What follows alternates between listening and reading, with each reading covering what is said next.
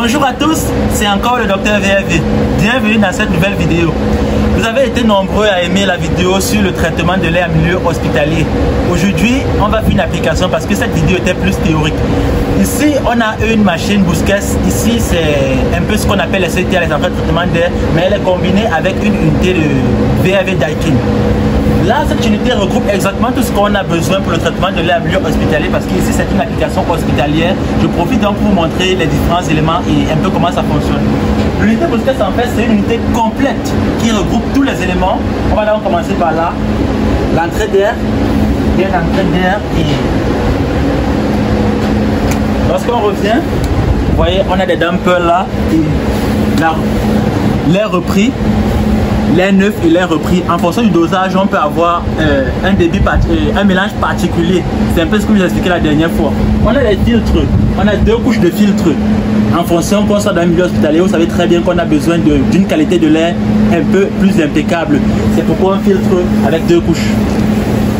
Lorsqu'on quitte de ce premier caisson, on tombe ici. Le caisson qui a les éléments frigorifiques.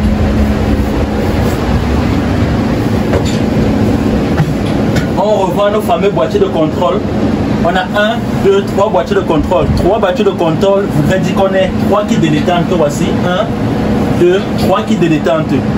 Le gaz vient du VRV, se détend ici et produit du froid ou de la chaleur en fonction de ce qu'on est en train de faire, en fonction qu'on est soit en évaporateur, soit en condenseur. Donc voilà notre coil. On sort des filtres, on passe par le coil, on chauffe ou on refroidit l'air en fonction de ce qu'on est en train de faire, qu'on soit en collé ou en froid. Et on revient là avec nos ventilateurs. Vous voyez là, ils sont là, les ventilateurs inverteurs.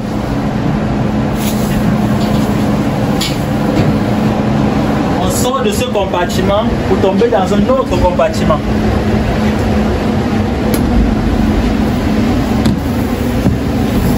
Les moteurs du ventilateur qui aspire l'air, il va les refouler derrière. Ici, il y a un autre élément important, le brûleur. On a notre brûleur là. Si le système de chauffage normal n'arrive pas à avoir la température qu'on veut, on a encore le brûleur avec le gaz cette fois-ci pour remonter plus en température. C'est là où ça devient encore plus intéressant.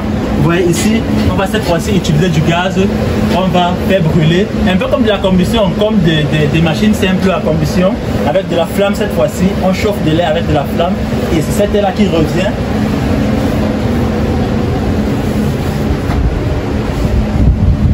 Dans le dernier compartiment. Le dernier compartiment, c'est toujours notre brûleur. Et avant d'être soufflé, on va mesurer le degré d'humidité de cet air. Ici, on a une rampe d'humidification qui est reliée à un humidificateur pour pouvoir doser le taux d'humidité de l'air. Parce que comme souvenez-vous très bien, en milieu hospitalier, on parle de traitement de l'air. L'air doit avoir non seulement des qualités en termes de température, mais également en termes d'humidité. Le taux d'humidité doit être vraiment contrôlé.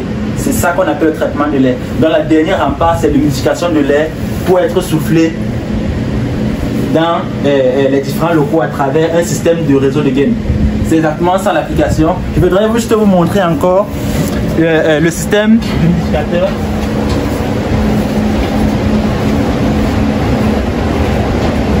On a là notre humidificateur.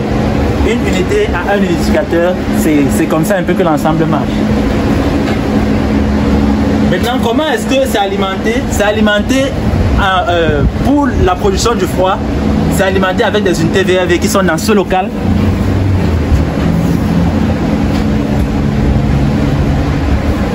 Voilà, on a des unités VRV qui vont alimenter les coils qu'on a vu tout à l'heure.